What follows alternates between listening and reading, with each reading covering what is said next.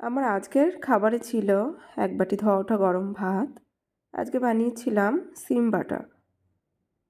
এই শীতের সময় সিম বাটাটা আমি খুব ভালো খেয়েছি, অনেকবার বানিয়েছি, প্রত্যেকবারই খুবই ভালো হয় খেতে। আর সঙ্গে ছিল বাঁধাকপির ঘন্ট, বড় বড় করে আলু দিয়ে একটুখানি জিরে তেজপাতা ফোড়ন দিয়ে খুবই সিম্পলভাবে বানিয়েছিলাম। আর দিয়েছিলাম বেশ অনেকটা মটরশুঁটি। বাঁধাকপিটাই শীতের সময়ই বেশি ভালো লাগে, এরপরে আর খেতে অতটা ভালো হয় না। আজকে বানিয়েছিলাম একদম জ্যান্ত নদীর ট্যাংরা মাছ।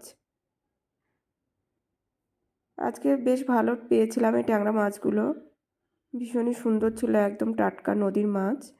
এটা দিয়ে একদম পাতলা করে একটা ঝোল বানিয়েছি, সামান্য একটুখানি আদা জিরে আর কাঁচা লঙ্কা ফোড়ন দিয়ে।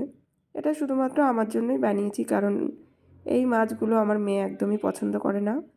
আমার কিন্তু যে কোনো ধরনের নদীর টাটকা মাছ, দেশি মাছ, এগুলো খুব ভালো লাগে খেতে। তো এটাই ছিল আমার আজকে দুপুরের ভীষণ সিম্পল আয়োজন, একদমই সিম্পল খাবার দাবার। কেমন লাগলো আপনাদের আমার আজকে থালা সাজানোর ভিডিও জানাবেন।